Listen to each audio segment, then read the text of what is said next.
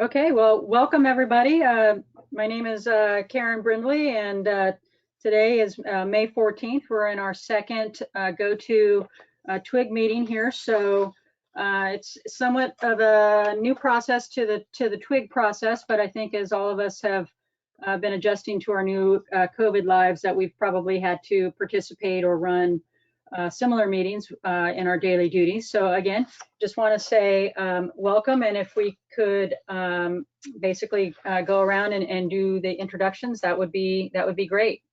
Let's see.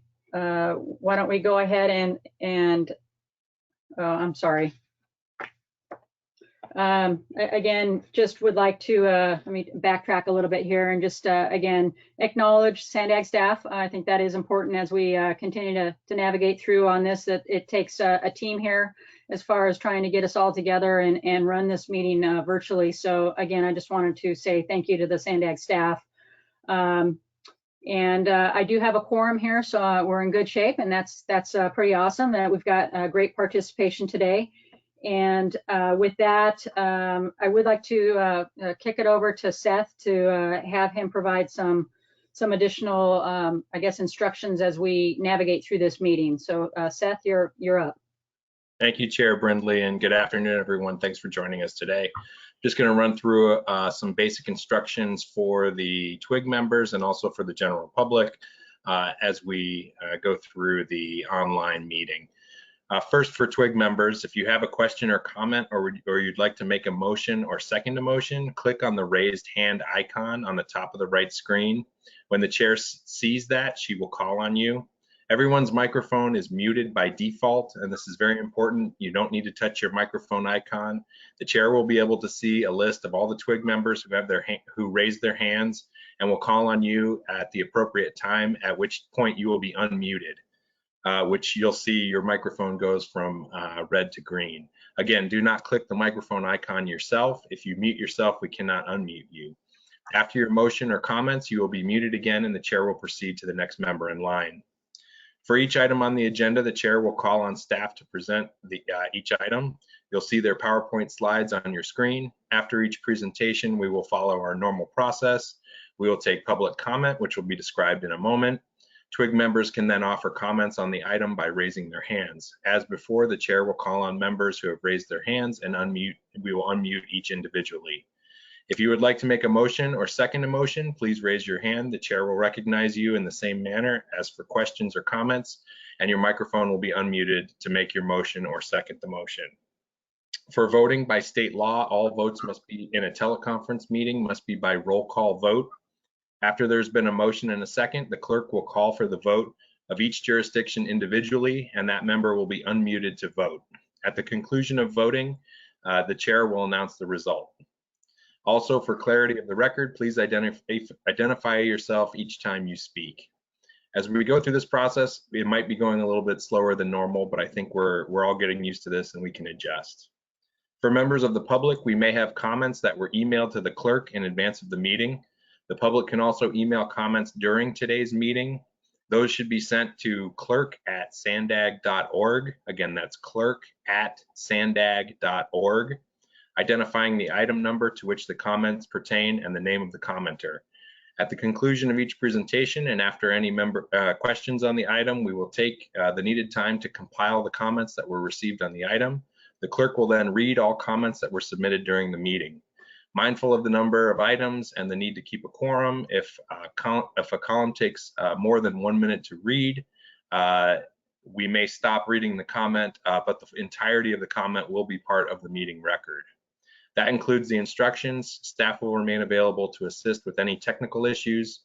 And thank you again for joining the twig meeting today.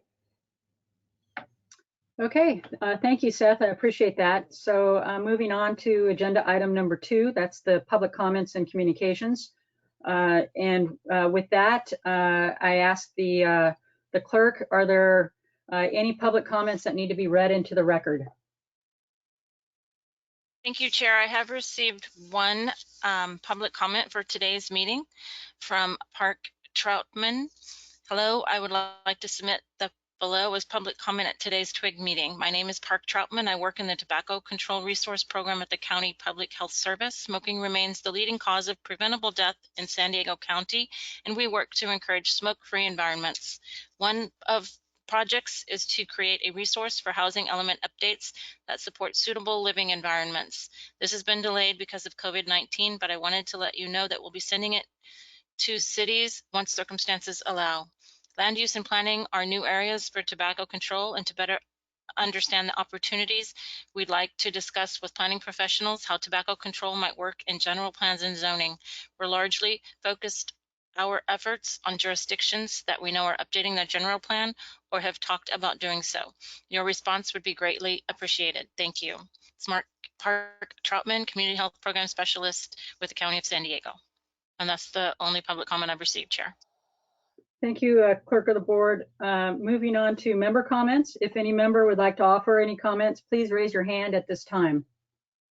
And bear with me as it just takes a couple seconds for me to review my screen to see if I've got a hand that gets raised. So I am not seeing any hands be raised at this particular point.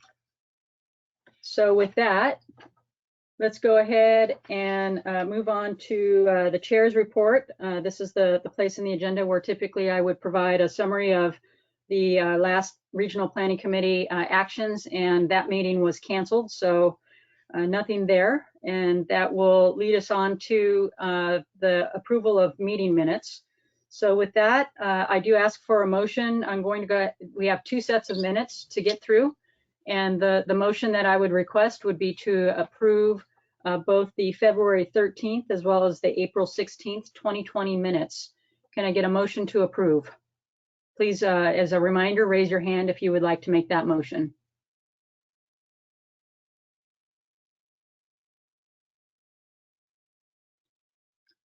I see I have two hands raised at this point. I have Tyler Foltz with a motion, as well as John Connolly. So let's go with a motion to approve from Tyler Foltz, who had his hand up first. Do I have a second? I can take John's raised hand as a second if the group would prefer that. Tyler, can you please just speak that Tyler, you are making the motion for the record? Thank you. Tyler, City of Imperial Beach, so moved. Thank you. And John, can I get you to verbalize your second?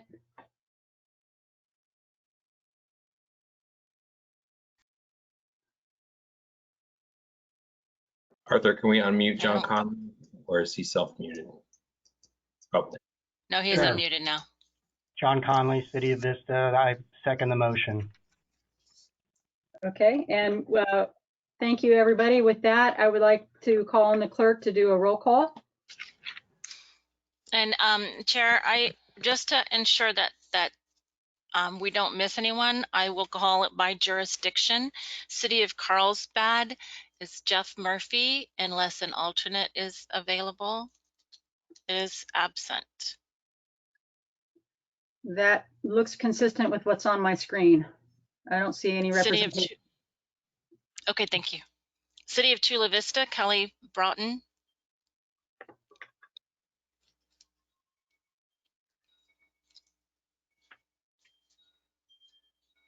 Sorry, I'm here. I've unmuted you, Kelly. Okay, I'm here. Yes, I support the motion. Yes. Thank you. City of Coronado, Jesse Brown. Sorry, I'm trying to find, there we go. Go ahead, Jesse. Yes. Thank you. I've lost my production help. City of Del Mar, Joseph Smith. I'm here. And your vote?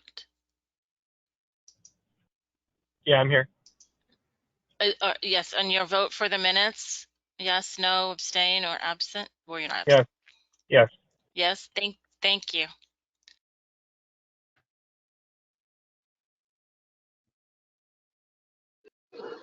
Tony Shute, City of El Cajon, vote yes.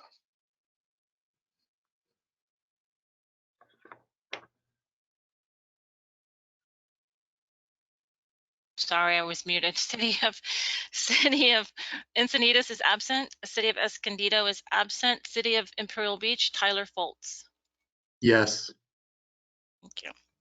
City of La Mesa, Carrie Kuziak. Yes. City of Lemon Grove is absent. City of National City, Ray Pay. Yes. Thank you. City of Oceanside, Jeff Hunt. Excuse me, I need to find him. Go ahead. Jeff, you are self-muted. Please click once. Thank you. Jeff Hunt, City of Oceanside, vote yes. Thank you. City of Poway, Bob Manis. I know. One moment. I'm not finding his name. May have dropped off. Dave DeVries is the alternate. He has his hand raised. Okay, let me find. Is he under? He should just be listed as David DeVries. He's unmuted. Go ahead, Dave. Dave, we cannot hear you. You may need to log off and log on again if And you're trying to speak. Clerk, I also see that Mike Strong from City of Escondido has joined, and he has his hand up, so perhaps we can circle back to include his vote. Certainly. Mike Strong? Yes, I'm City here. of Escondido? Yes, and aye to the vote, yes. Thank you. Okay, we'll come back to Dave DeVries with City of Poway. City of San Diego, Laura Black. Good morning, Laura Black. Yes, I'm here, and yes on the vote. Thank you. County of San Diego, Eric Lardy. Oh. Go ahead, Eric. Good morning, Eric Lardy. I'm here and vote yes. City of San Marcos, Chair Brindley. Vote is yes, Karen Brindley. City of Santee is absent. City of Solana Beach, Joseph Lim. Joseph, you are self-muted. There you go. Thank you. Yeah, Joe Lim, Solana Beach. I vote aye. Thank you. And last but least, City of Vista, John Connolly. Yes, thank you. Thank you. That item passes. Um, Let me go back to Dave DeVries. Did you want Yes. me to try him again? Okay. Yes, thank you. I did see briefly he had his hand raised, so it's not raised at this point, but it looks like his phone is unmuted. Dave. Yes, I apologize. I had to switch to my phone. Yes for power. Thank you very much. Okay, that item passes with 1, 2, 3 members, agencies absent. Okay, thank you, Clerk of the Board. Appreciate that, and everyone with their patience as we navigated through our first vote count virtually, so that was pretty awesome. So moving on to agenda item number 4. We've got several presenters on this item, and we're going to learn about the Accelerate to Zero Emissions, a regional collaboration to combat air pollution through electric vehicles. We're going to have Susan Friedman from Sandag start us off. Susan, you're up. Great. Thank you, Karen, and thanks, everybody. We're really excited to be here today and share with you a new regional collaboration to address growing electric vehicle and infrastructure needs. And we have an information sheet that's in the TWIG agenda on pages 13 and 14 that walks you through this as well as the slides. My name's Susan Friedman, and I'm with Sandag. And with me today are Brandy Turner with SDG&E, Megan Kelly with the County of San Diego, Colin Santolia with the City of San Diego, and Kathy Kean with the Air Pollution Control District. I'm going to walk through the first half of the slide, just really about the challenges and the needs we see in the region. And then Brandy's going to take on the second half of the slides that's more focused on solutions and where we can work together. And this will be followed by the county, the city, and APCD also sharing their thoughts on why to collaborate now. So before we get into it, as many of you know, Sandag's been active on the EV front for a while, and we've got a regional EV charger rebate program that's going to open later at the end of this year in partnership with the APCD and the state. And we're looking at integrating EVs into the 5 big moves in the regional plan. And I can't believe it, but it's been 6 years since the Sandag board adopted the last regional EV readiness plan, which really looked at barriers that were faced in the early market of EVs. And so we all think that the time is ripe to get folks back together again on the EV front to support a new strategy and getting more resources brought into the San Diego region. So next slide, please. So what are we talking about? What is an EV? Well, what we're calling an electric vehicle is any zero emission vehicle that has no tailpipe emissions and promotes a clean transportation future. So this could be your plug-in battery electric vehicles and also your hydrogen fuel cell electric vehicles. Next slide. The challenge we're facing is really that, and I think everybody on this meeting knows, transportation is the leading cause of greenhouse gas emissions in the county as well as in the state, and also air pollution, big cause of that. So without accelerating EV adoption and making investments in infrastructure, our fight against climate change is a lot tougher. Next slide. In terms of our vision, we're looking at that through a regional collaboration to combat climate change, that we can transform the San Diego region into the national leader in EV adoption. Next slide. So there's a lot of policy forces and market forces in play that also support this kind of effort. And to highlight just a few, back in 2006, we had AB 32, the Global Warming Solutions Act. That called for California to reduce their greenhouse gas emissions to 1990 levels by this year. Can't believe it's 2020. And then Senate Bill 32 also, that extended that law and looking at 40% reductions in emissions below 1990 by 2030.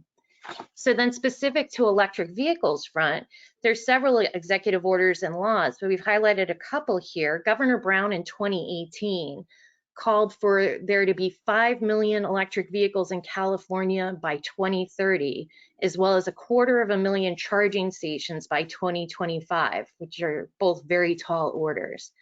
And then Governor Newsom, once he came on board, he doubled down on this, and in his Executive Order 1919, requires state governments to redouble their climate change efforts, including accelerating progress on the 5 million EV target.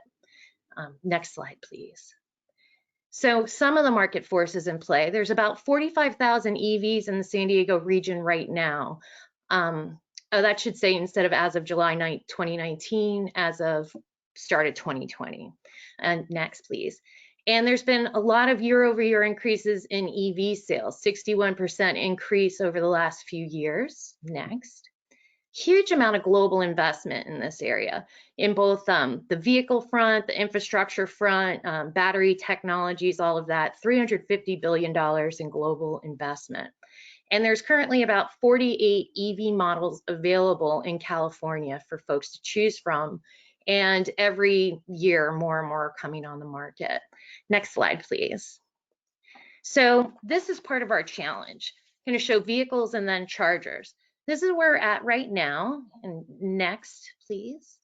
And you can hit next again. We've got some serious goals. Like our fair share of some of the state targets that have come out. There was a 2012 target that would call for about 110,000 EVs to be in our region by 2025. And that Governor Brown 5 million zero emission vehicle goal for 2030, that equates to about 450,000 EVs that we want to plan for in the San Diego region by 2030. Next slide, please. In terms of charger goals, we're doing all right, and these are public chargers, publicly available in workplace. We have a few thousand chargers right now. In 2025, we want to have at a minimum 13,000 public, not your home chargers. And to have enough chargers in play for the 5 million vehicles, that was 41,000 chargers by 2030. So it's a lot. It's a big challenge. Next slide, please. So, and you can hit the next button, please. So this is what we're envisioning. We're thinking we need this call to action to get folks to come together again, to do how everybody's working hard on their own, but we think we can get a lot more resources for the region and do a lot more by bringing folks together again. So this happened in 2010. We were one of the first 5 markets in the United States to have the mass manufactured electric vehicles, both the Nissan Leaf and the Chevy Volt. We were part of the EV project. And since then, you know, we adopted a readiness plan, had some resources, SDG&E's had programs, there's been various programs and incentives out there, but we're doing a lot of learning with early adopters of EVs. We're now entering into a phase where we need to be bringing in a lot more infrastructure in anticipation of where the market is going. And all signals are that by likely 2024, 2025, the plug-in electric vehicles are going to be cost competitive at most classes with your traditional gas-fueled vehicles. And so at that point, we're expecting there's going to be a big uptick happening.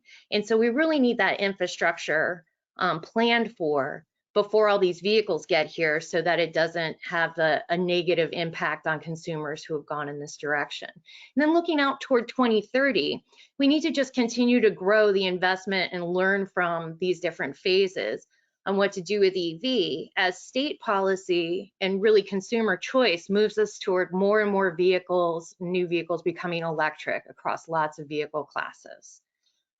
So this is painting a picture of that. I'm handing off, yeah, you can hit next slide. I'm going to turn this over to Brandy Turner with SDG&E now to talk more of the solutions. Hi, everyone, and thank you, Susan. So as you just heard, we have a lot of big challenges ahead of us. And like most big challenges, we think the right way to tackle this one is head on by working together. And we really think the way to do that is with these 3 different areas: collaborating on existing and future programs, creating a vision and strategy to accelerate EV adoption and transportation electrification to help meet climate action plan and state goals, and then connecting to resources that can help fuel this effort, but also connecting people to vehicles and chargers through education. And we feel like if we do all of this, we can be a national model. I think I need you to go back one to number 1, please. One more. Thank you. So let me just dive a little bit deeper into what we talk about when we talk about collaboration. This is still a nascent market. We're seeing the market change and evolve every single day. Of course, with COVID, we're seeing different charging patterns and the way people are adopting electric vehicles to change as we speak. And right now, there's a lot of existing programs out there. There's wonderful work that's been done by the agencies that are represented in this meeting today and others. And we should be partnering together to see how we can help support each other. And that's one of the beautiful things about bringing these groups together is we often are talking to very similar stakeholders. We may have similar constituents that we're talking to out in the community. And by working together, we can really help cross-promote and help educate people. But we also want to take a big picture view. As you heard Susan say, there's a lot that has to happen by 2030 to reach those goals. So as we start to develop programs, we want to make sure that they're ones that are complementary, that we aren't leaving gaps or duplicating efforts, but that these things can all dovetail together nicely. And we can also promote a unified outreach and education message campaign that will help spread the word and make sure people understand that EVs are affordable, that they're really great for the environment, and that they're really easy and fun to drive. Next. So how will we do that? We think the next thing that we need to do is really take a comprehensive look at what the needs are of our region, what the gaps may be, and how we get there. What do we have today? What's working well? And what do we need in the future? And we would like to work with all of you to do that. And I'll talk a little bit more about that later. But investment opportunities are something that if we pull together, we think that opens doors for us. Anytime we see something right now coming from our regulators or legislators, they're talking about, well, how are you partnering? What are you doing to work together? It's something that's really a critical point for them in deciding whether or not to release funding. And so this is a great way for us to create opportunities for our region, and also to develop programs and policies that help support the regional strategy and support each other's goals. I don't think any region has done this to date, and Susan talked before about a national model. This is a great way for us to highlight the incredible work that's been done in San Diego. Susan mentioned before that we were seen as trailblazers back in 2010. There's no reason why we shouldn't do that again now. Next. And then really, collaborating together. This is a great opportunity for us to in the near term, work together with your jurisdictions to gather information, find out ways we could accelerate processes, whether that's permitting or getting programs approved, providing education and outreach to the community. But in the midterm, we'd like to use all the information that we gather to develop this strategy, and that's where we want to work with you. You may have data that would be really important to help inform this effort. As we go through and build it, we'd love to get feedback and see if what we're thinking aligns with what you're talking about in your agencies.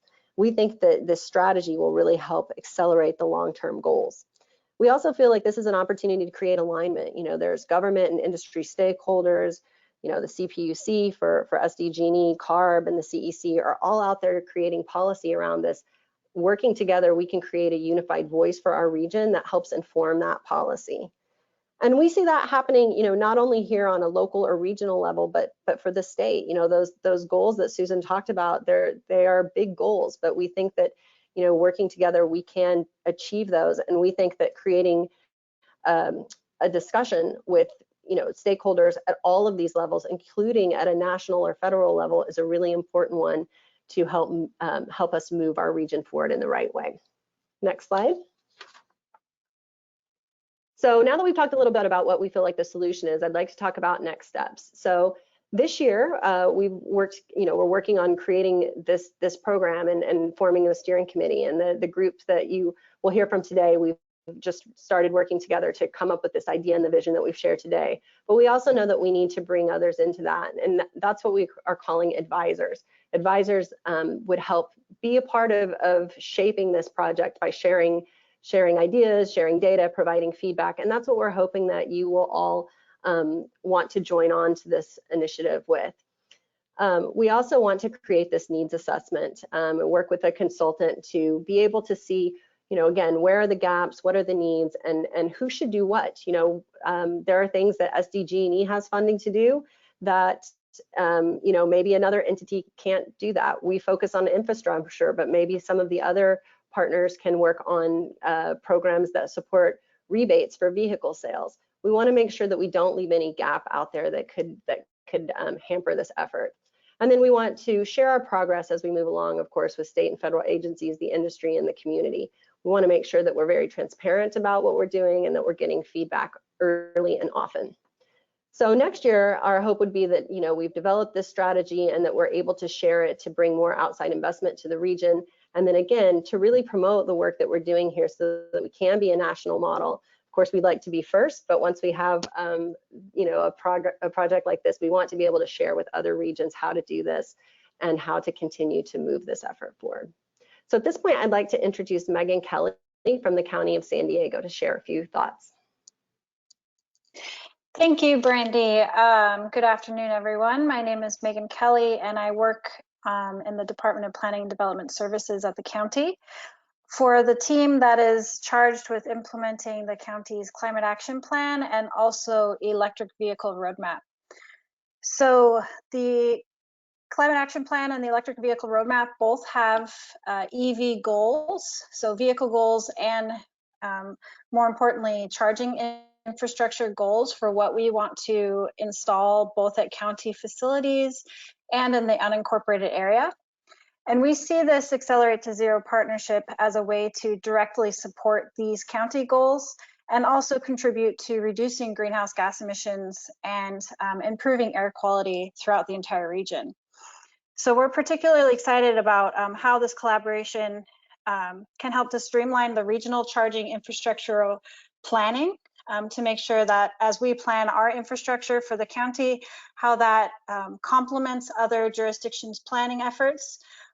This could also help to attract outside investment, as both Susan and Brandy brought up earlier, and also provide all the support that we can for public and private fleet electrification so that we start to see these greenhouse gas and air quality benefits throughout the region, which will also contribute to economic benefits as well. So we're excited to be a part of this effort. And with that, I'll hand it off to Colin over at the City of San Diego. Thank you. Thanks. Hi, this is Colin Santolia, Program Manager within the Sustainability Department at the City of San Diego. I'll be brief and just state that we are very happy to be playing a leadership role in the development of this initiative and in the future implementation. As you all know, the trips don't happen just within a jurisdictional boundary, so we really can't think about a public charging infrastructure network solely within the jurisdiction boundary either. So Susan referenced our leadership in nationally, really, and that goes back 10, probably 15 years. But outside of the readiness work that Sandag wrapped up more than 5 years ago, we haven't really organized regionally in a way that we're proposing to do through this A to Z collaboration. And really the timing probably couldn't be better. We've all been talking, the county, the city, and Sandag, SDG&E, the Air District, having discussion about this for some time, but it seems very relevant. This is just coming together now, given that it seems like now more than ever we need to be able to position ourselves to attract and receive outside investment for EV infrastructure. Charging stations that will help grow the EV market. They've got significant long-term public health and environmental benefits, but everyone knows that we're all having to make tough choices about essential city services. So attracting that outside investment is really critical. So I'm very happy to be participating, and we think this is time well spent and time well invested, and we're happy to be part of the initiative. So with that, I'll pass it off to Kathy. Great, thanks, Colin. I want to start off by thanking Sandag, SDG&E, the city, and the county for helping, coordinating this the A to Z effort so far. At the Air District, we're already seeing the benefits of partnering regionally. As Susan mentioned, with the Cali VIP program, we're leveraging millions of dollars to come to the region for EV infrastructure. We really think that this Accelerate to Zero program is an opportunity for us to take that to the next level, to really be leaders in the state and come together and collaborate throughout the whole EV space, not just about charging, but about, as Brandy was saying, making sure that we don't leave any gaps where people need a little boost or help to try and really encourage the EV market. So we really think there's funding and policy opportunities if we all work together on this program. I'm really here as a member of the TWIG and a member of the Accelerate to Zero to encourage all of you on the TWIG to participate in this effort. Everybody around the table, virtually here today, has unique experience and knowledge and questions and concerns for your jurisdictions. We need to hear that information. We need you to participate in this process. So our ask today is we hope that you will please participate in this program with us. And I think with that, I'll turn it over and back to our chair and see if there's any questions or if you all have any feedback about the program. Okay, well, thank you, Kathy, as well as all of the other presenters. Very informative very informative presentation as it relates to progress that's being made and steps that we're going to need to take moving forward. So before I call on members, I would like to call on the clerk of the board and find out if there are any public comments on this item. Thank you, Chair. I do have one public comment on this item. I also want to announce for the record that there were no public comments on items 3 and 4, and clarify for the record that item 4, the minutes, were passed unanimously by those present. There were 4 member agencies absent and not 3. And for item number 5, I received one public comment from Robin Joy Maxon, and it reads, public comment for item number 5. I am Robin Joy Maxon, a member of the Ramona Community Planning Group and representing myself today. With respect to SB 743 implementation, how will Sandag factor safety into their planning for projects such as SR 67, which is a safety-based project that will require highway expansion? The safety improvements required for SR 67 are not to increase VMTs. Thank you. That is the only public comment I have for this item. Clerk, is that actually the next agenda item? I think it might be, now that I'm looking at it. We had the agenda misnumbered originally, and I believe it was originally, SB 743 was originally numbered 5, and it's actually number 6. Okay. So can we? And I think the slides are numbered incorrectly as well. Okay, so I'm going to take that as that public comment that was just read in should really be for the next agenda item Yes, ma'am. instead of where we're at. So understanding that, I would like to ask any members if they've got questions or comments. I do see that I had a question that came in from Kelly Broughton from City of Chula Vista, and since not everyone can see that question, I'll call on him to see if he would like to participate, and if not, then I'll look for some raised hands from other members here. If you wanted to unmute Kelly and give him an opportunity to speak. I was just making a braggart statement. I wasn't asking a question. I was just pointing out that the City of Chula Vista has been a leader in this area, so just all in support of the program. Okay, thank you. Any other member questions or comments on this agenda item? And just bear with me as I kind of navigate through my screen and look for that green hand to be raised. And I am not seeing any at this particular point.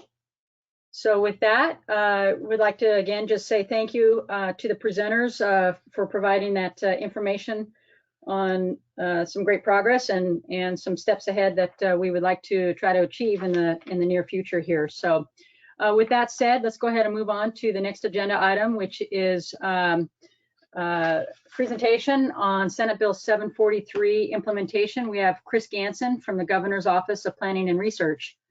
Chris, you're up. Hey there. Thank you all so much for having me. Glad to have the opportunity to share what we've been up to in implementing SB 743. Let's go to the next slide, please. I'll just say next when I mean to move forward, because there's going to be a lot of nexts, so I'll use a single syllable word.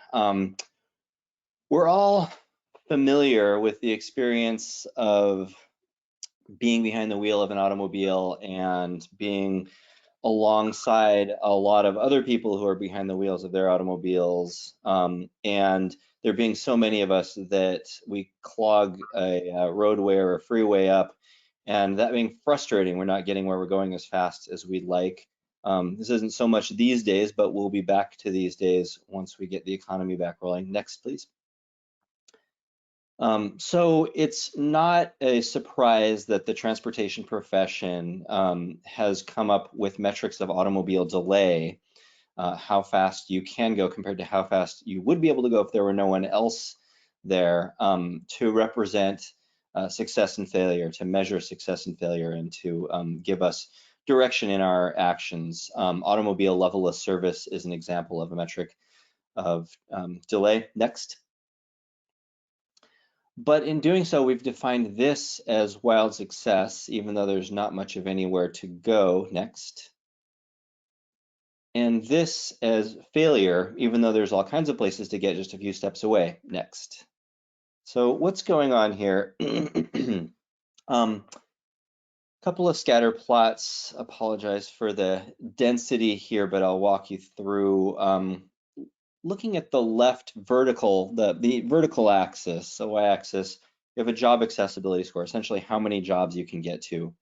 And on the left scatter plot, on the horizontal axis, you have how many jobs are nearby within 6 miles. And it's going to surprise no one that the more jobs that are nearby, the more jobs you could get to. But looking now over at the right scatter plot, you might think that the faster you could go in your neighborhood, in the 6 mile radius around, the more jobs you could get to as well. But you'd actually have that backwards because it turns out that in order to keep traffic speeds up, you need to spread out land uses, put distance between, for example, jobs and housing. And it turns out that the spreading hurts more than the keeping speeds up helps with our ability to get to places, including jobs. Next, please. That was data from the greater Los Angeles area. This is data from the greater San Francisco Bay Area, same effect. Next, please. The study authors, quoting the study, the myopic focus on the traffic impacts of new developments, and that is precisely using LOS in a CEQA context applied to individual development projects, is misguided and may actually decrease accessibility, people's ability to get places, and thereby economic activity in an effort to protect traffic flows. So keeping traffic flowing at intersections turns out not to help us get places. Next, please. So using LOS has created, ironically, poor outcomes for transportation and thereby the economy. It's a pretty deep irony that this metric of congestion has led to worse congestion as we accommodate the automobile first and foremost around new projects, get more automobile travel, and watch that fan out beyond where we've accommodated it and congest the regional roadway network. It's harder to get places both because of that congestion and because we've spread them out. In part as a result of this metric, and those factors all lead to reduced economic productivity compared to where we could be. Next, please. It also creates poor outcomes for communities, including less housing near jobs, less transit and active transportation options to get around, more pavement that leads to greater heat island effect, more impervious surface, more runoff, flooding, pollutant transport to waterways, also more maintenance obligation. Pavement costs a good amount of money to maintain, and also poor outcomes for human health and for the environment. And we'll talk a little bit more about those next, please. So there's a lot more to say about the drawbacks of using LOS, and I'll just point you to these two videos. The left one is the less interesting one that's on our website, more governmental. The right one is a little bit more fun to watch. The URLs are here, are embedded in here, but you can, on the right, the left one is on our website. I'll give you the URL at the end, and the right one, you can search YouTube for metric that makes cities worse. Next, please. So the shift under SB 743 is for CEQA to use vehicle miles traveled as the metric of transportation impact. And there are some benefits to that. I'm going to go through in a little more detail, but quickly, an overview at first. It's easy to assess relative to LOS. It's already assessed in CEQA, as a matter of fact, because you can't get greenhouse gas emissions, energy, other factors without studying VMT. There are some easy ways to streamline quite a bit of the state's future development with the VMT metric. So that's another benefit. And there's a typo here, but greenhouse gas reduction needed today. So in order to hit our greenhouse gas emissions targets, and we'll talk a little bit more about this later, we're going to need to build more transportation efficient development and infrastructure. And we need to start doing that now. We can't go back and retrofit a neighborhood to have direct paths to the store in 10 or 20 years when our greenhouse gas emissions budget is coming down to zero. We need to be doing that today, building those projects in low VMT fashion as we go. Next, please. So on the streamlining, there's quite a number of sorts of projects and quite a large amount of future projects that are going to be streamlined with use of VMT. Projects within a half mile of transit, most infill housing, I'll point you to the map at the right bottom corner. That's actually San Jose, and San Jose has painted its low VMT zones. It's actually chosen a restrictive threshold, so its green zone is fairly small compared to what it could be. But in the green area, you need not do any VMT analysis at all. You can just go ahead, you can skip the transportation analysis and go ahead with the project. Also, centrally located office, you can make similar maps for office. Locally serving retail tends to reduce VMT by providing an extra destination in the urban fabric. Transit projects, bike projects, pedestrian projects, livability, street enhancements, and safety improvements, all of those tend to reduce or have no effect on VMT, and so need not even be studied, get a presumption of less than significant impact. And for those projects for which you do need to do a VMT analysis, the analysis is much easier. We're hearing from consultants to do both. It's about a fifth of the time and cost compared to LOS. Just the magnitude, looking back at those first two bullets of streamlining just from the first two factors, housing that's near transit and that's around other low VMT housing. Following the technical recommendations we put forward, SCAG, the region north of you, looked at how much of its future housing development would be just completely streamlined, don't even need to do the VMT analysis. That was about 56%. So we're looking at probably about half, maybe even a little more than half of state housing going forward, streamlined with respect to transportation analysis. Next, please. So the benefits of reducing VMT, they're numerous. We'll start with greenhouse gases, but there's many others. Next, please. We can't get to where we need to be on greenhouse gases without focusing on transportation, as the previous presenters mentioned. It's half of our greenhouse gases in California once you consider oil and gas extraction, refining, and piping of fuels. Next, please. And our trajectory is not so great. The blue-green line shows where we are, or where we have been in recent years. The green dots are where we need to be per SB 375, but SB 375, and I'll go ahead and click in the next, it'll animate. So we need to bend the curve there just to get to where SB 375 needs us, but our actual greenhouse gas goals require us to do even better than that blue dot down at the bottom. One more click, please, and we need to bend the curve even further. So we have our work cut out for us, and 743 will be an important tool for us to get there. Next, please. The California Air Resources Board has been clear that we're going to need to make significant changes in how communities and transportation systems are planned, funded, and built. We need to do things differently in order to reduce vehicle travel if we're going to hit our greenhouse gas emissions targets midterm and long term. Next. So aside from greenhouse gases, there's also other really key interests benefit from VMT reduction mitigation. In California, we lose 21,000 people a year prematurely to physical inactivity. That's per California Department of Public Health.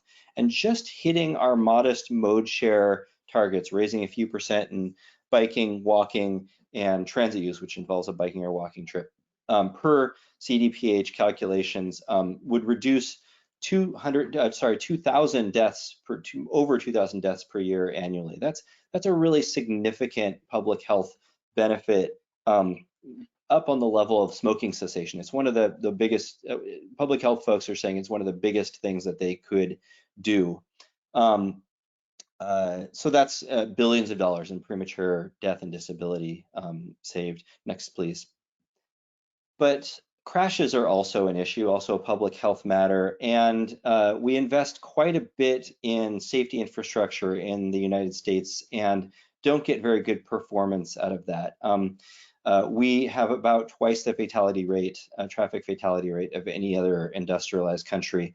Next, and we know why that is. Next slide, please.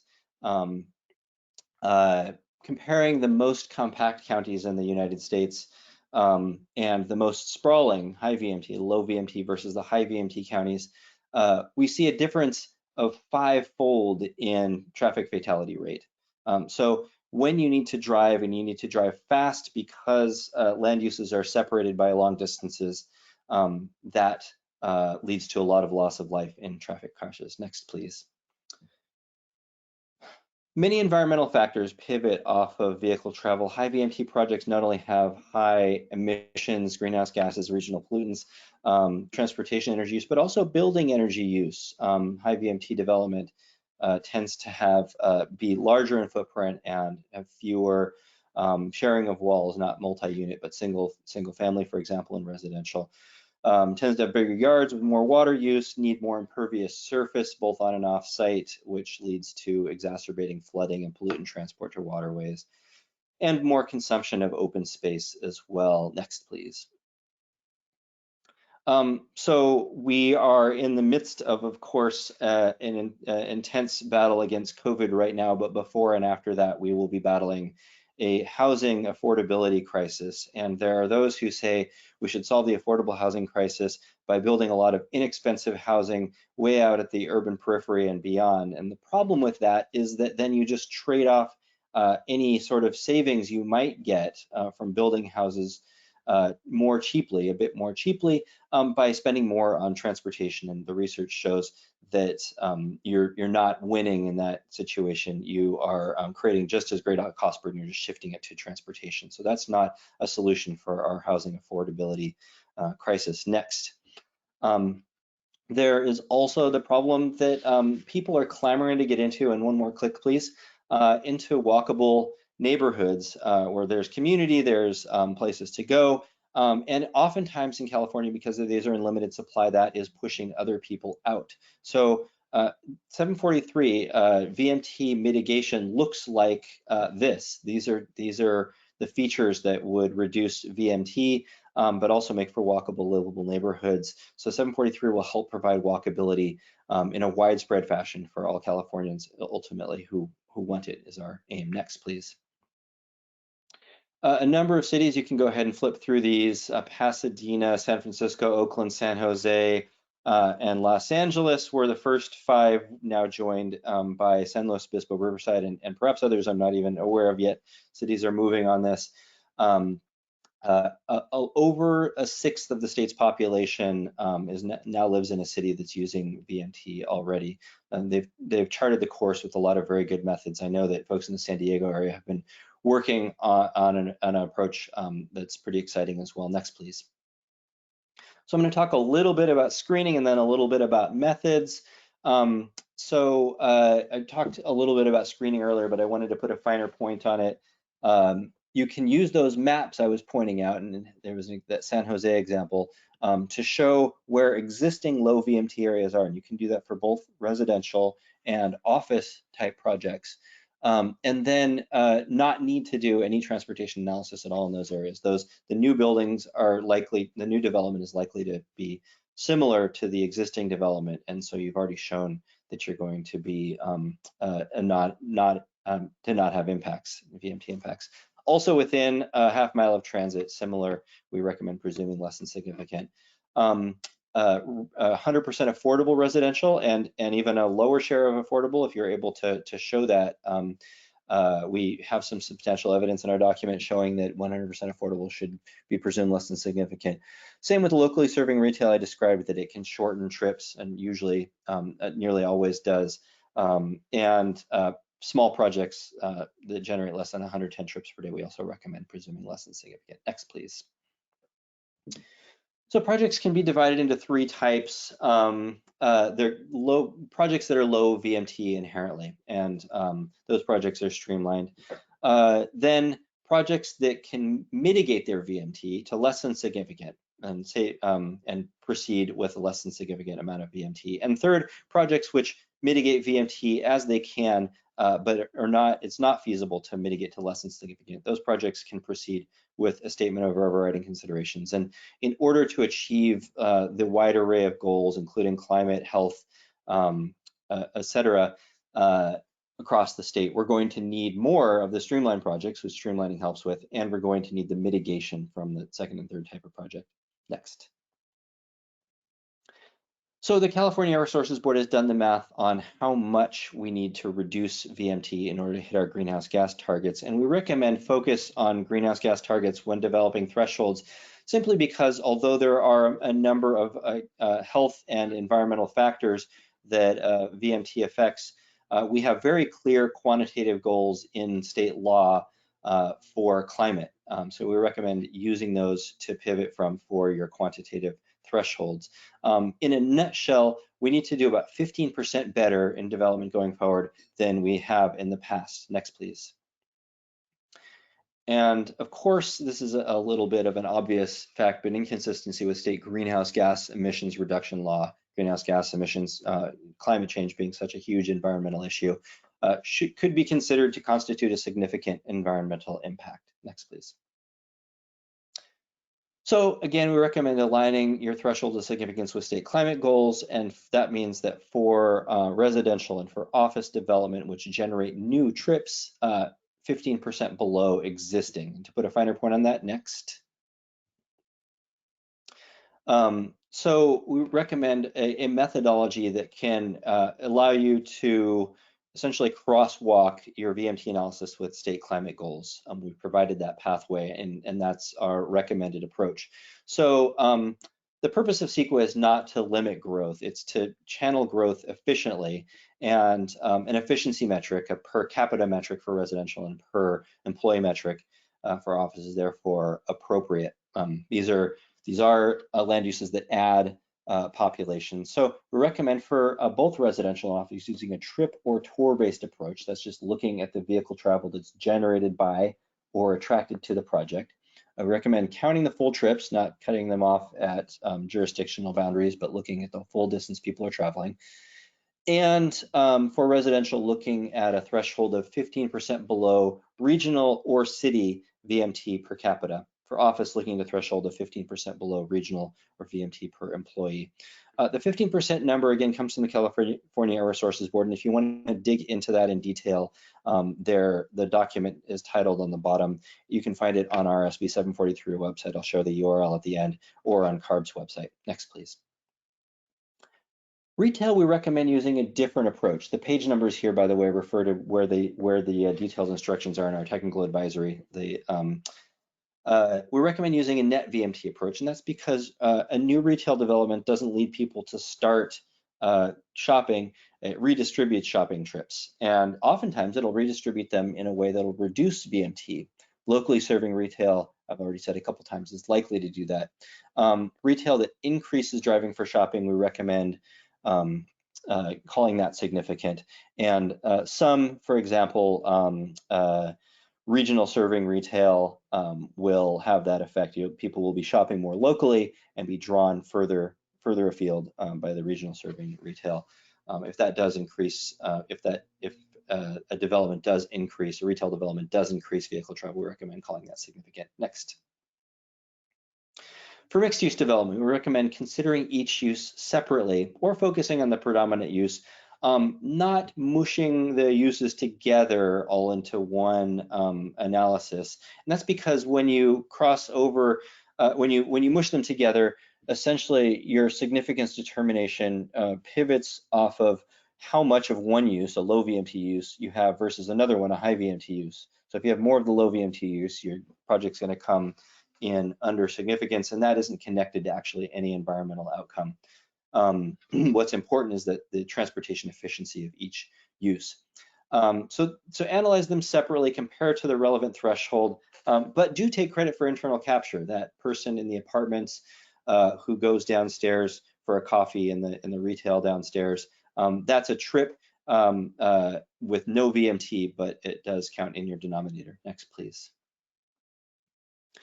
Rural development, we recommend in rural counties choosing thresholds on a case-by-case basis. Next, please. So just the last couple of slides, just wanted to point out in the CEQA guidelines that explicitly in the CEQA guidelines, they state a lead agency may consider thresholds of significance previously adopted or in this case recommended by other public agencies or recommended by experts. So we have designed the technical advisory with the goal of providing substantial evidence for an approach and substantial evidence for an approach and for a threshold of significance that's connected to state environmental goals, specifically climate goals. And next, please. Last but not least, when compliance with a threshold, if a threshold is chosen willy-nilly, it doesn't create a safe harbor. Anyone can still carry substantial evidence to the table or the court, as it may be, and that indicates that the project's environmental effects may still be significant, and that has to be considered. And that includes the substantial evidence that we put forth for our significance threshold. So I would just be cautious about choosing willy-nilly a less environmentally protective threshold. And with that, next please. I will wrap up the URL for our website with all the resources I've mentioned, including the videos and a whole bunch of other resources. The technical advisory that we've put out is there. Please don't hesitate to contact us if you have any questions, and hopefully we'll be able to take some questions in the context of this presentation. I'll hand the baton over, and thanks again for inviting me to speak. Okay, Chris, appreciate that presentation. And before I push it over to the members to ask questions, I would like to recognize from the clerk of the board, we do have that previously read comment. Have any other been received up to this point? I have no further public comments for this item. Okay, wonderful. With that said, now's the time to raise your hand if you've got any questions for Chris on this particular item. And I do apologize that we've got some additional, I think, content from Alyssa Mudo. So I will, before I launch into that presentation, would like to provide an opportunity to ask Chris some brief questions while we still have him available. I've got a request from Tyler Foltz from Imperial Beach. Tyler Foltz, Imperial Beach. My main question is, have you had extensive coordination with the Coastal Commission?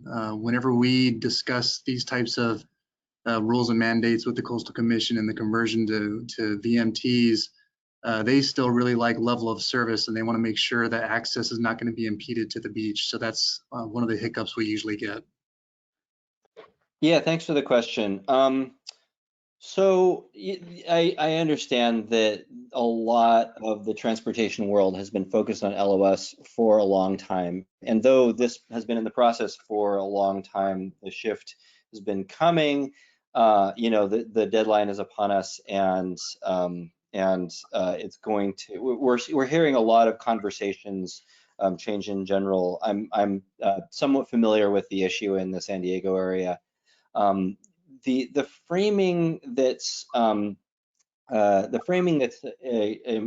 to kind of keep an eye on and to share with those who have not yet kind of reoriented is that in providing low VMT development, and in VMT reduction, you are actually offering more people access to a place, and that we're not used to that. The whole traffic engineering profession, and I can say this as an educated transportation engineer, the whole transportation engineering profession is largely geared towards looking at auto delay, and it's a little bit of a tough pill to swallow for a profession to that substantial pivot towards our auto delay, looking at auto delay and looking at things that it may increase vehicle travel or actually harming people's ability to get places.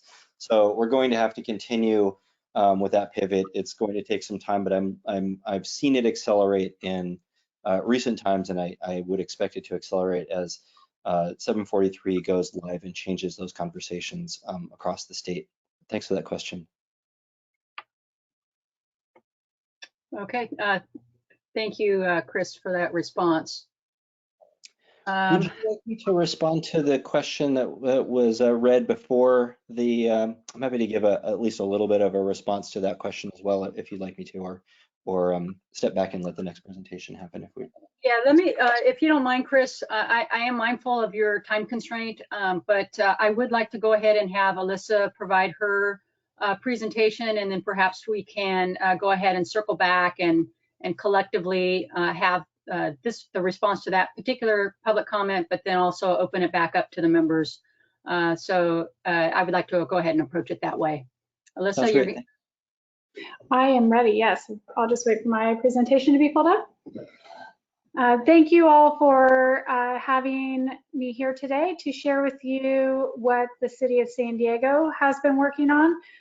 In fact, as we are speaking now, I jumped off one hearing to be here with you today because we are presenting our VMT thresholds to our Planning Commission as we speak. So I'll just wait for the presentation to pop up. All right, next slide. So the VMT threshold, we actually see that as a bigger picture of our Complete Communities initiative, which is comprised of housing solutions, play everywhere, mobility choices, and infrastructure now. And it's really about creating complete communities. Next slide. So specifically, mobility choices, which includes VMT, is aimed to connect all of our residents to those mobility options. And we really recognize there are individuals that will need to and choose to continue to rely on cars, but where we can provide options, not just for commuting to work, but just getting around and shopping and accessing services, how can they do so in other ways? Next slide. So with our goals, we have 4 primary goals that we set forward while we were doing the VMT threshold to really have a bigger vision and a bigger picture to that conversion from level of service to VMT and provide additional mobility options that are safe and convenient, accessible for all users, all levels and abilities.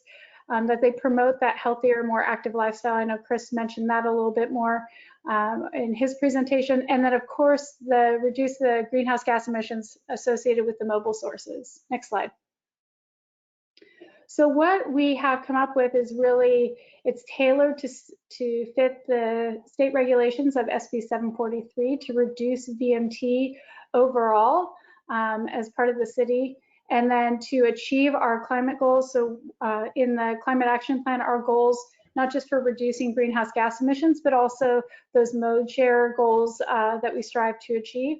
And then a big part of what our proposal is also reinvesting equitably in our neighborhoods. So how we utilize that, then I have a typo, how we utilize those opportunities where we can really gather and gain momentum with those mobility choices. Next slide. So the climate action implementation, I talked a little bit about this, but I think this is, our climate action plan really guides the city of San Diego in many of our decision-making and ways in which we really think about planning and implementation in the city. Next slide. Oh, I have a different slide. So the level of service, I'll skip over this one because I think I have a different slideshow that I meant to send, but that's okay. So how we are planning for these investments is strategically. So we're really thinking about to reduce VMT, we need to be able to invest in where it's most meaningful, where we can really reduce the trips. Again, this is recognizing some of our residents will need to and choose to use a car. So how do we get the biggest bang for our buck? How do we focus on infrastructure that yields the greatest citywide benefit? And how do we provide additional funding sources where in the past, we've had certain buckets for those CIP projects.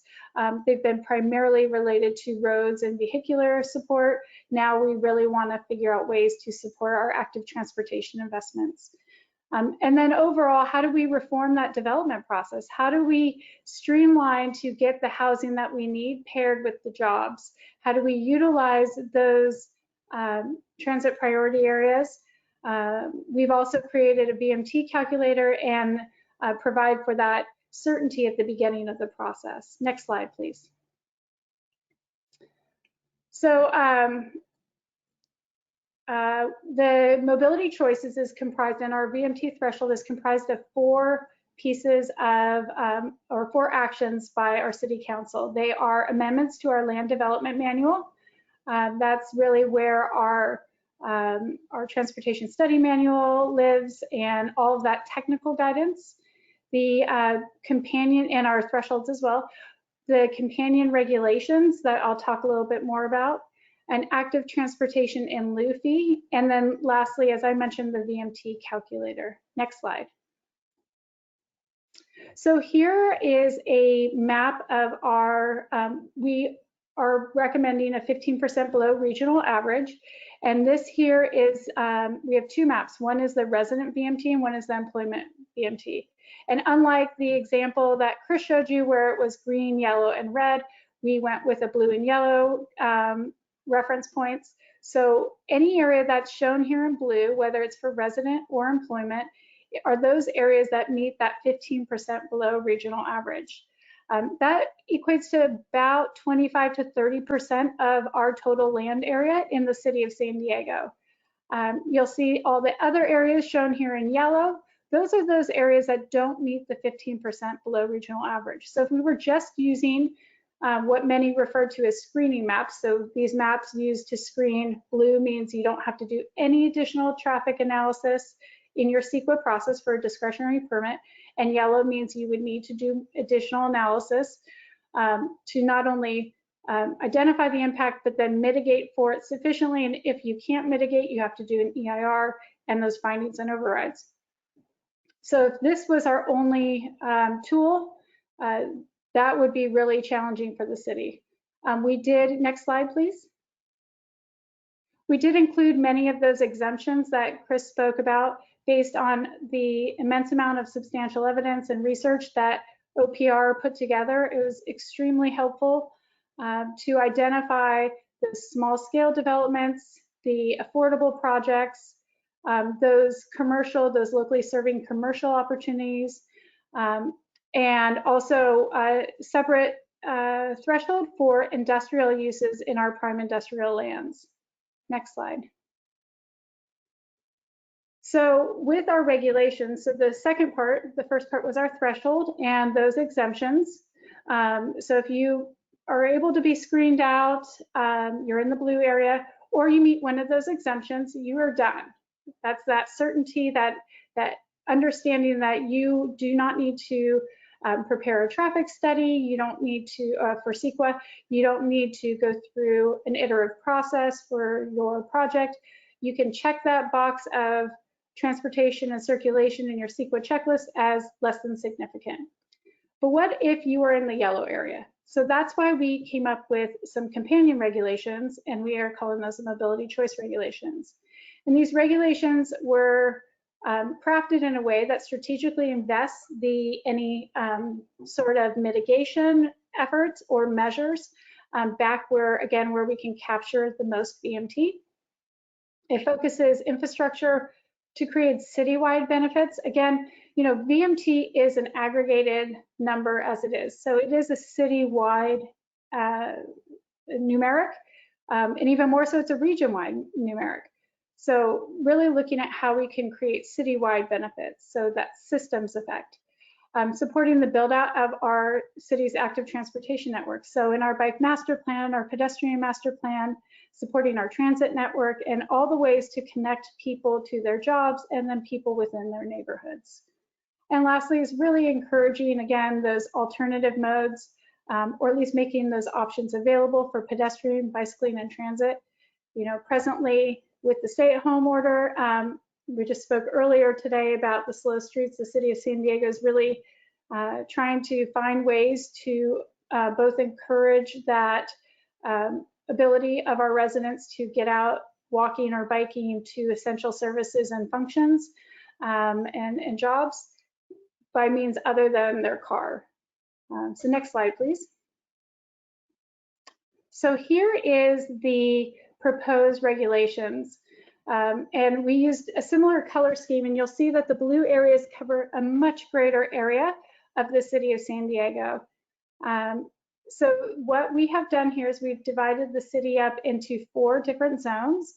Mobility Zone 1, which is our downtown area, that is where we have the greatest citywide VMT reduction. So all of the blue areas are what we refer to as VMT efficient areas, either areas that meet that 15% presently,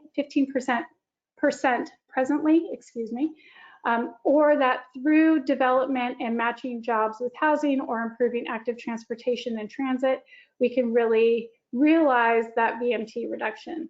The yellow area is those areas where we realize, again, people may choose or need to utilize cars more readily. So with our 4 zones, we have broken it down to, if you're in Mobility Zone 1 and you're doing a discretionary project, you would not need to do any transportation measures, pay any fees. You are compliant. So you are done. There's no regulatory requirement under the companion ordinance to provide any other amenities or measures or fees. With respect to Mobility Zone 2 and 3, there's a point system. So, and I'll talk a little bit about what those transportation measures look like. They're very similar to a lot of the CAPCOA measures that we have all become familiar with. There's a lot of co-benefits with the City of San Diego's parking regulations, which we adopted last year, that require transportation amenities in TPAs. And it's where you can really get the biggest bang for your buck when you put in an active transportation improvement, such as additional bike lanes, sidewalks, or transit shelters.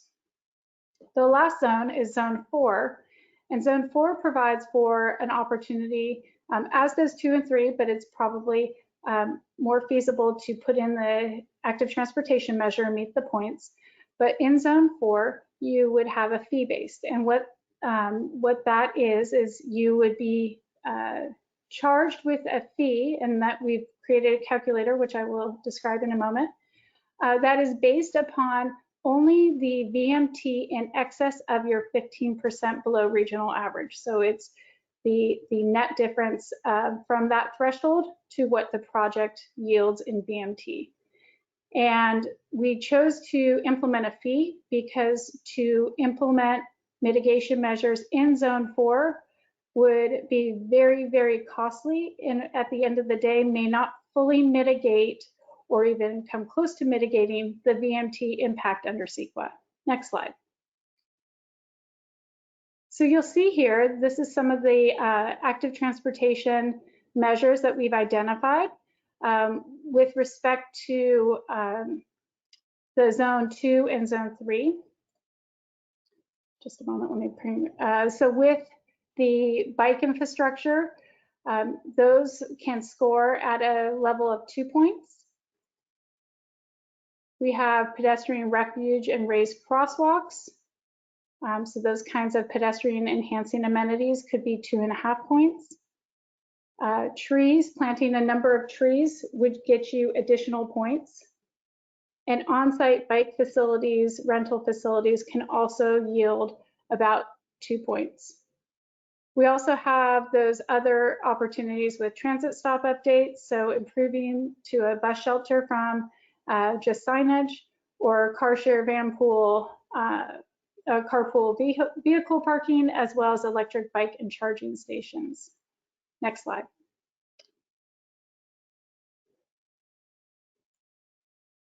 The in lieu fee, as I mentioned before, is required in Mobility Zone 4, and it's optional in 2 and 3.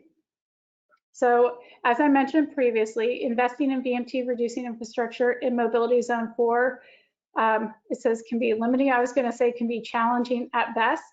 And the illustration at the bottom of the slide, we have done a technical analysis with our consultant that we brought on. And if you build 1 mile of bikeway within Mobility Zone 3, it would take you 27 miles of bikeway in Mobility Zone 4 to achieve the same VMT reduction in that zone.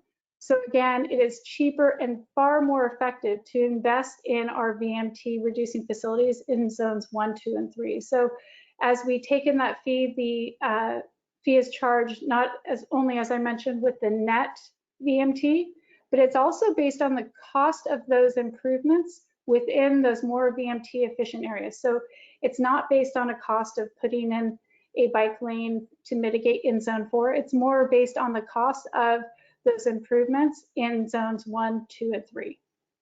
Next slide.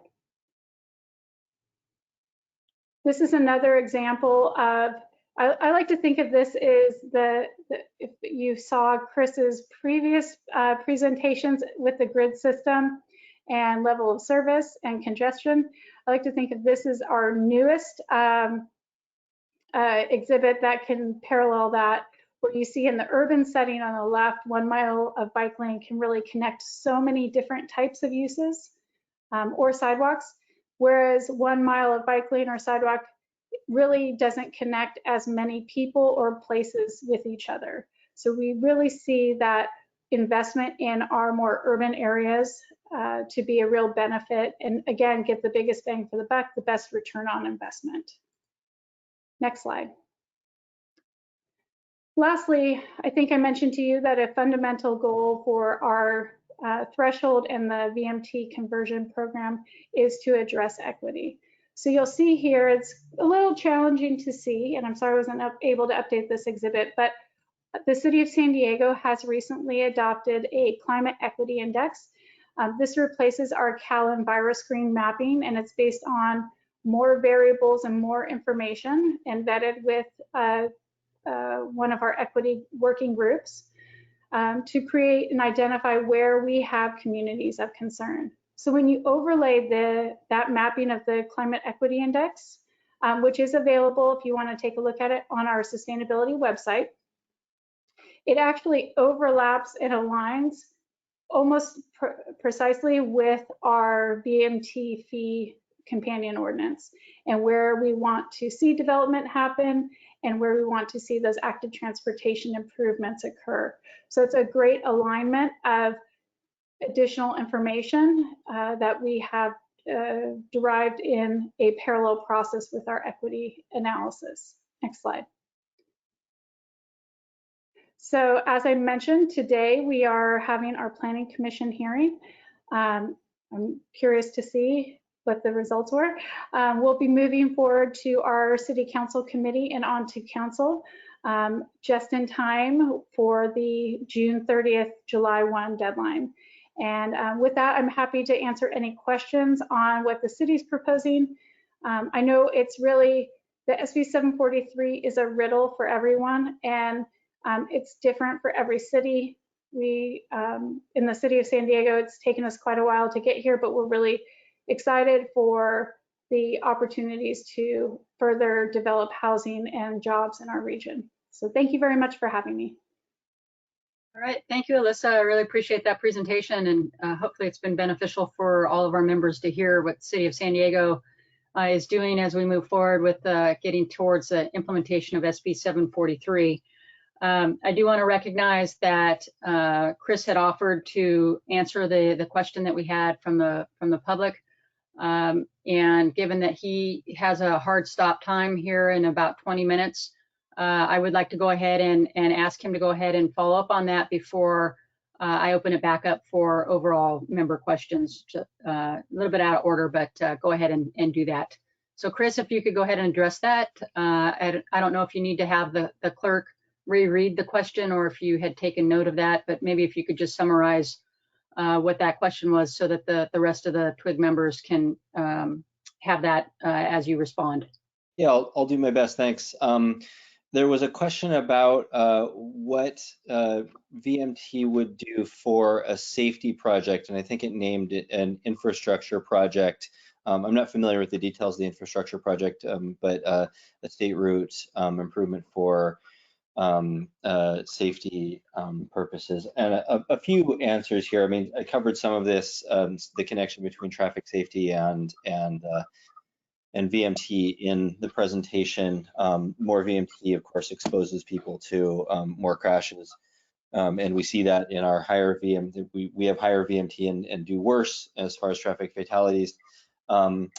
A couple other things of note, though, that I didn't get to in the presentation are that low VMT areas perform better for emergency services because things are closer together. So, you know, there's often a public comment or a concern that, well, if there's going to be congestion, how will the ambulances and fire trucks get through?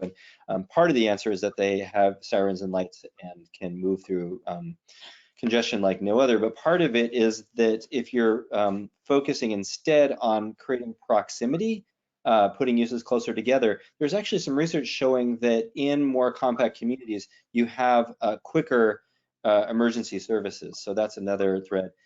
But to answer the question a little more squarely, an infrastructure project, I'm not familiar with the one named, that just creates safety improvements without creating additional capacity or VMT, is presumed to cause a less than significant impact under 743 under our recommendations for implementing SB 743. So it's that if there's a project that's improving safety and not increasing capacity, that would basically be unaffected by 743's implementation.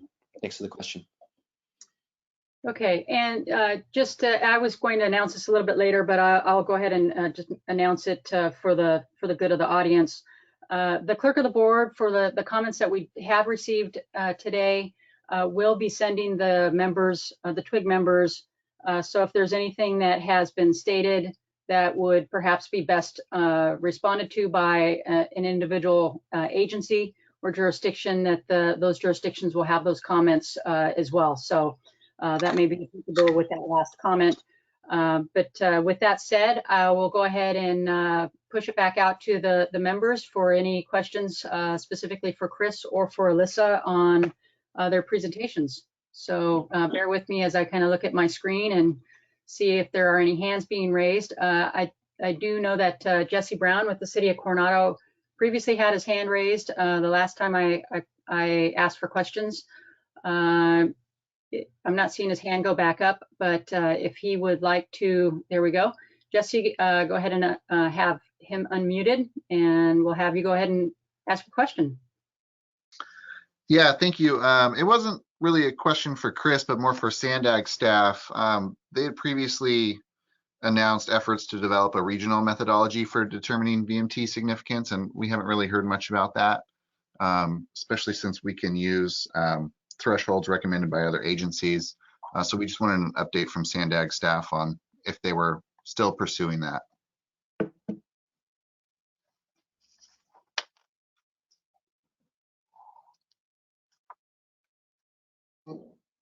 This is Seth. Off the top of my head, I'm not sure where we stand with that, but I can look into it, Jesse, and I'll let you know. Okay, thank you. Yeah, I think that would be, Seth, I think that would be beneficial for some of the other TWIG members to also understand as well. I think that most of us are probably in the thick of establishing our methodologies and either working with our technical staff or consultant teams as far as trying to race to the finish line of July 1 to get our methodologies in place. So that would, I think, probably be beneficial for the full TWIG to understand if that's possible. Any other? This is Colleen Clementson. Yes. Planning Director. And just, you know, we're able to provide you with the VMT data. I think previously we'd been a little reluctant to put together a methodology since it's a local agency's decision on where you want to set your thresholds. So we can talk about that more if you know, if there's a real interest in doing that. But that was one of the areas when we talked about this probably several months ago, there was a little reluctance to really have Sandag do that for all of you. So just want to put that out there. We can certainly have a follow-up discussion. All right, appreciate that, Colleen. And I think it probably would be beneficial to at least have a discussion, and perhaps it's not necessarily that Sandag has the overall methodology, but there is that regional tie-in as far as the OPR technical study. So there might be some benefit to at least just revisit this item as we continue to navigate through and perhaps have some assistance in that respect, or at least just an opportunity to ask some additional questions. Sure, we could do that. Thank you. And do we have any other questions for either of the presenters or Sandag staff on this particular item? I see a hand up from Jeff Hunt, City of Oceanside.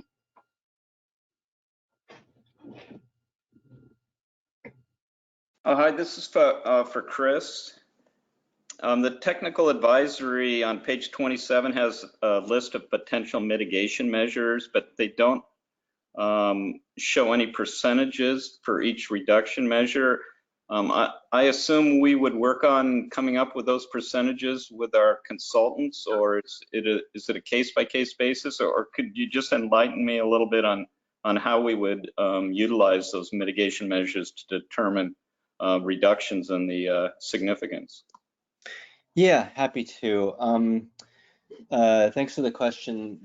So yeah, we list some mitigation measures as examples, but oftentimes, and for most mitigation measures, context is going to be important in determining how much effect the mitigation measure has. So yes, consultants are on that and are generally have the modeling and the tools and the research available. I mean, you can either use everything up from a travel demand model for something really big, a sketch model or spreadsheet model or whatever you want to call it, a statistical model, all different words for the same thing, like CaliMod, all the way down to just using individual research. In other cities, we've done this and measured that this is the result, and that's been the amount of VMT reduction from this much of this strategy. So any of those are valid approaches.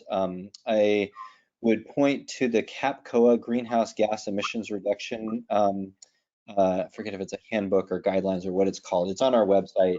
There's a whole section on VMT reducing strategies, and there's some different resources. That might be the first one to look at. And though it's called greenhouse gases in the title, it actually looks at VMT reductions from various strategies, provides formulae for depth of implementation of a strategy and the VMT reduction you can expect to see out of it, and how to combine different strategies and calculate the effect of those as well. So those are places I'd start. And this is Alyssa. So Jeff, I'm happy to share with you, and I realize the presentation I had didn't really go into the calculator much. So our calculator that we prepared with our consultant puts in the background information of the Sandag modeling.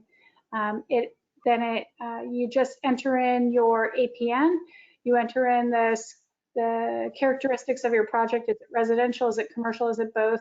And then those individual characteristics, and it will pull up what zone you're in. If you're in zone 1, 2, 3, or 4. So if you're in 2 and 3, then you need to select from those a menu of strategies and measures that are mostly derived from that CAPCOA manual.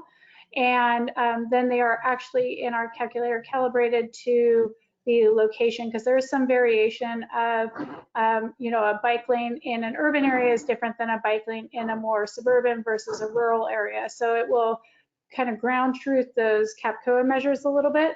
And then that's what gives that certainty and upfront information to our development partners who are looking to build within our cities.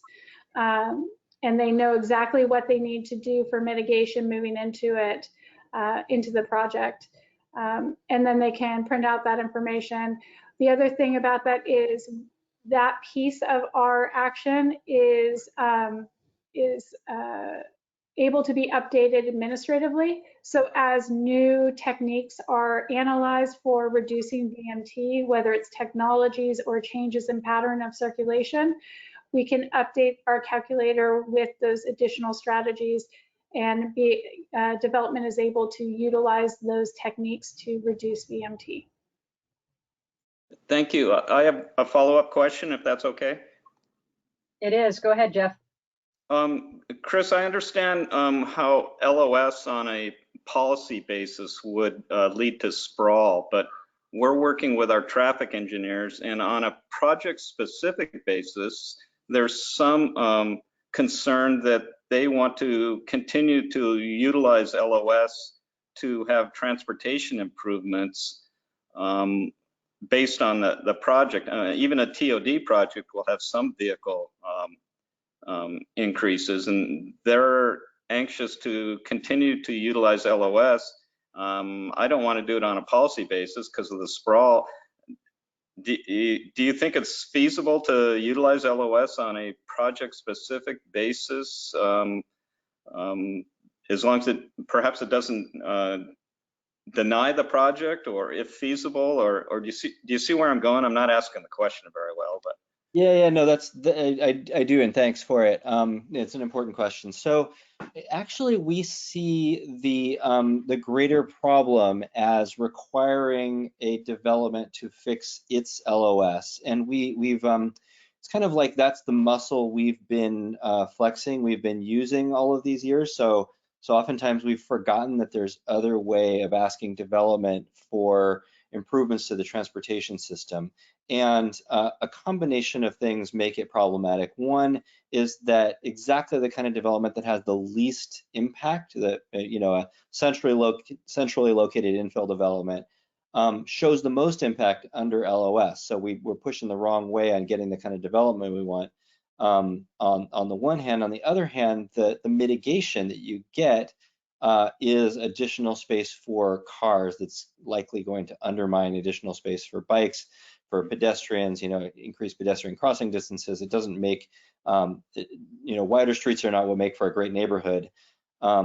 So we actually recommend against using LOS on the project level because of that, because yes, of a systemic effect that it has overall in discouraging centrally located development.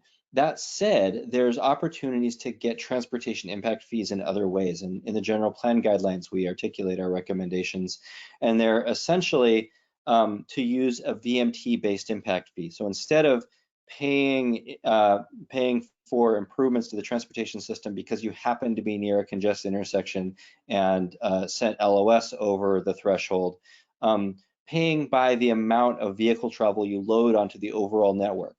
And then from there, you can actually take a step back and decide what you want to do with those funds, what sorts of transportation improvements you want. Do you want to invest in roadway capacity? You can do that. Do you want to invest in giving people other ways to get around in other modes?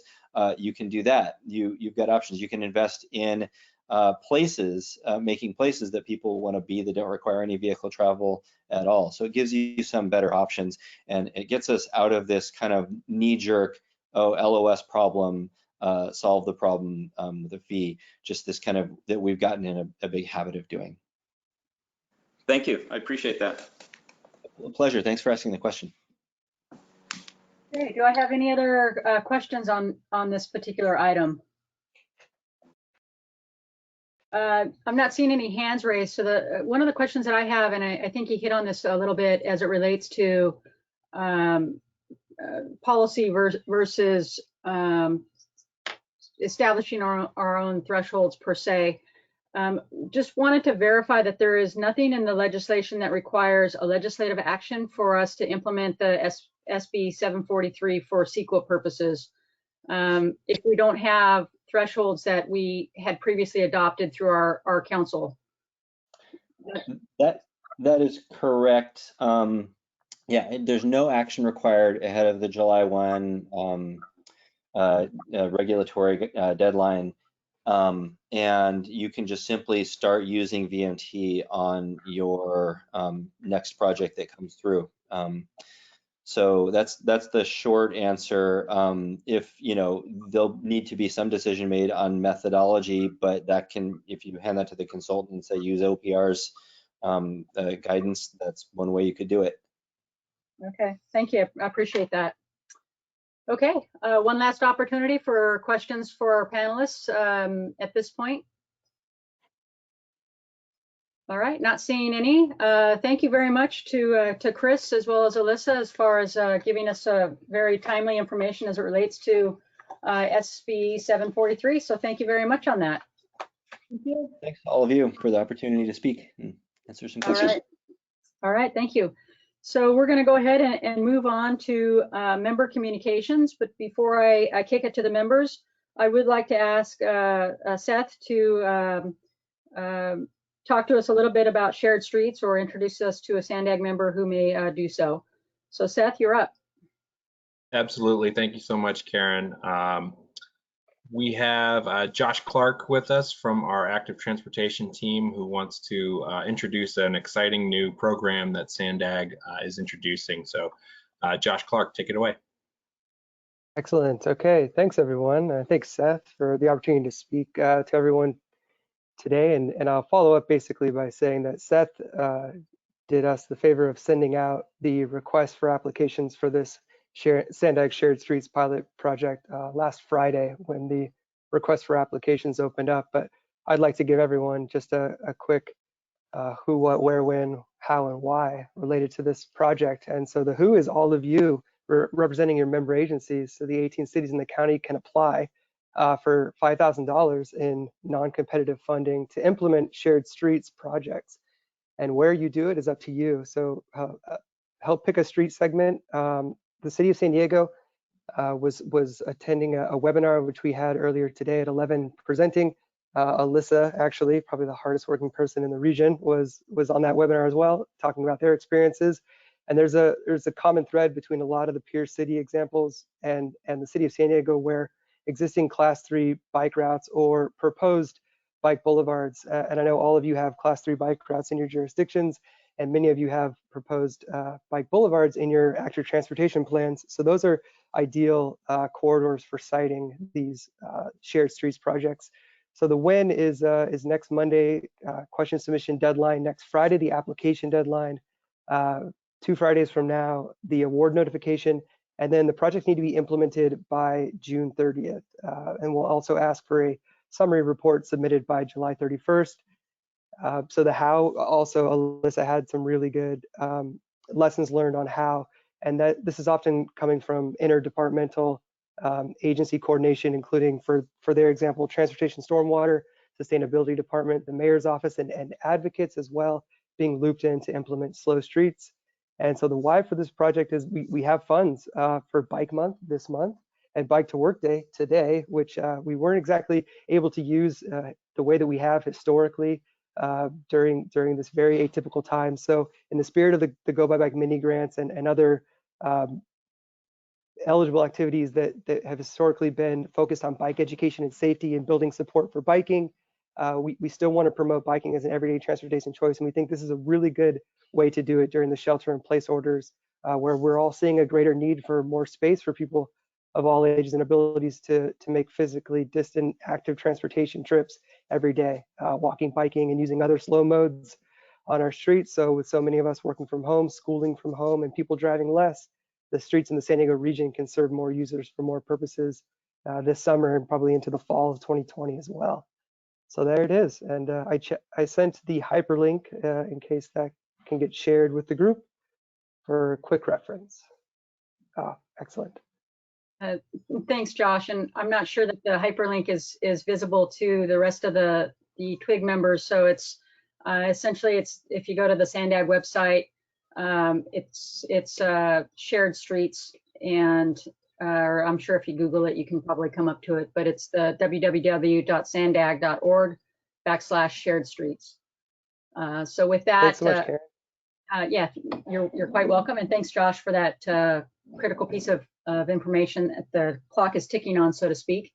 And with that, I will also introduce Colleen Clementson. I think she wants to talk to us a little bit about one of our last agenda items, which is the comprehensive multimodal corridor plan. So Colleen, you're up. Yes, thank you very much, Karen, and hello, everyone. At your last meeting, Richard Chavez presented an overview of the multimodal corridor plans that were getting underway. And we had mentioned in there that we were looking for 2 volunteers from this group to serve on the steering committee. And since Seth and I kind of messed up on the agenda and didn't put this on as an action item, we also looked into our kind of standard board policy. And Karen, you have like ultimate authority here to appoint 2 people. So what I was going to suggest is, if you are interested in this role, if you could email Seth or me or both of us, that would be great. And then we will work with Karen to do the official appointments. So anyway, wonderful opportunity out there for all of you. So that's all I had to say on that.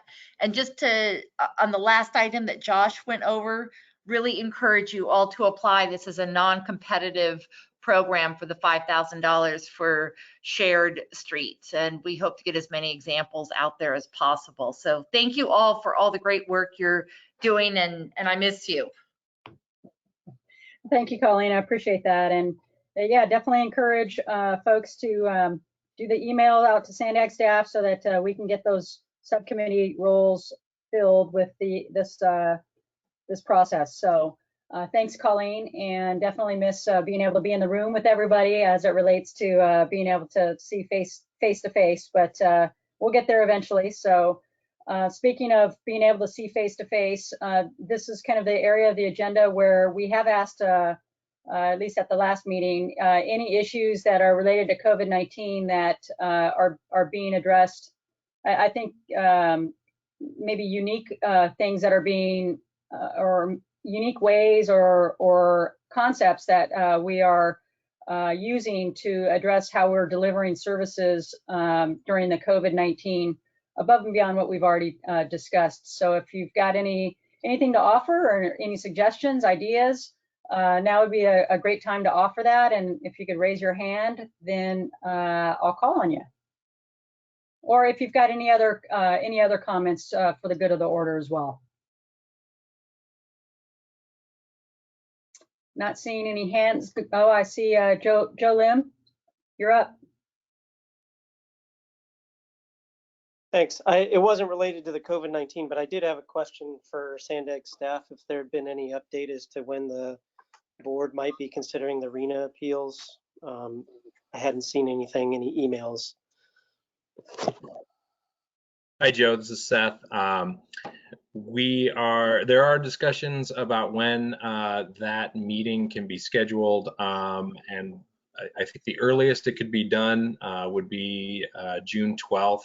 Some of it depends on how the budget discussions go at the board and whether we need more time to discuss and adopt a budget.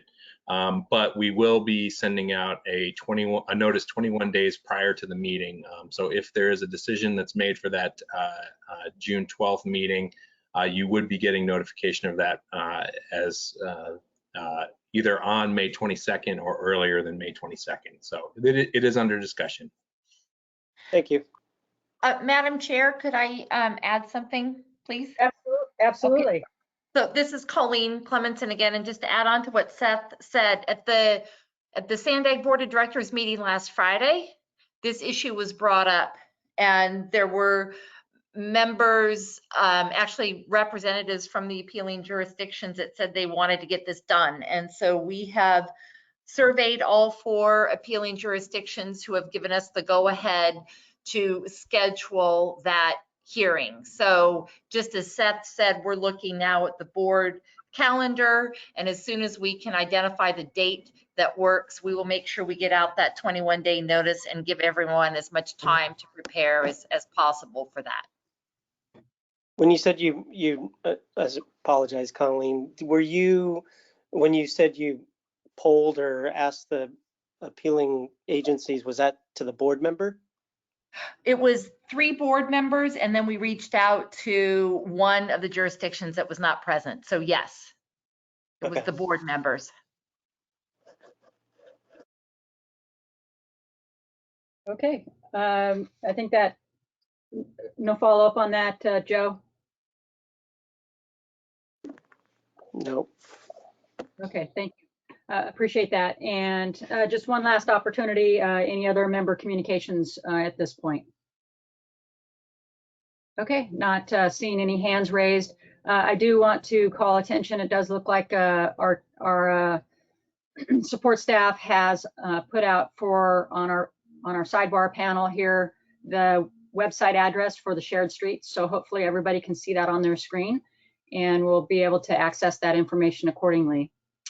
So with that, we've got the next agenda item is future meeting topics, and this is the place, and I always ask for folks, if you've got anything of interest that you'd like us to discuss in the upcoming months, this is your opportunity to raise your hand and let us know. And I'm not seeing any hands go up immediately. So with that, sounds like we've got pretty good progress here on our time. And I saw Chair Brindley, Kelly Broughton has hand up. Oh, thank you very much. I did miss that. Sorry, Kelly. Yeah, go ahead and speak, Kelly. I would just like to see if there's been anybody who's felt like they've held successful public meetings, and if they have, if they might forward the group a set of dates that those occurred on, because I think we're all learning this new process, and it'd be good to see a couple of examples of ones that went well and maybe ones that didn't go well.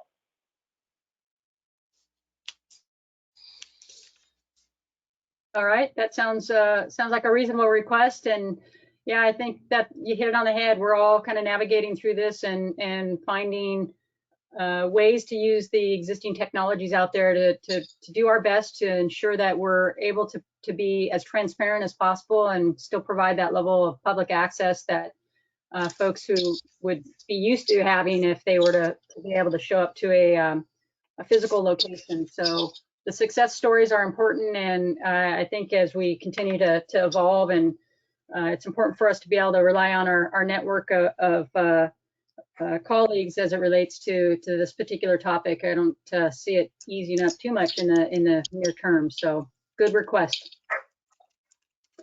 Okay, so with that, I don't see any other hands being raised, and our next TWIG meeting will be scheduled for, it looks like, June 11th, same time.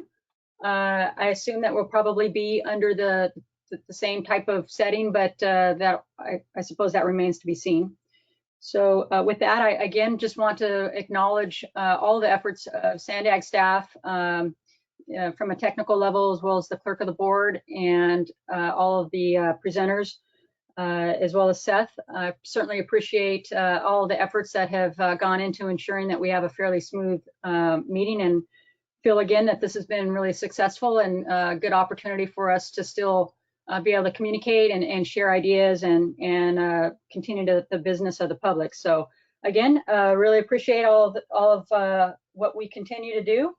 And with that, I'd like to adjourn the meeting. It's 3:10. Thank you, Madam Chair. Thank you, Karen. Appreciate it. Thank you. Have a great day, everyone.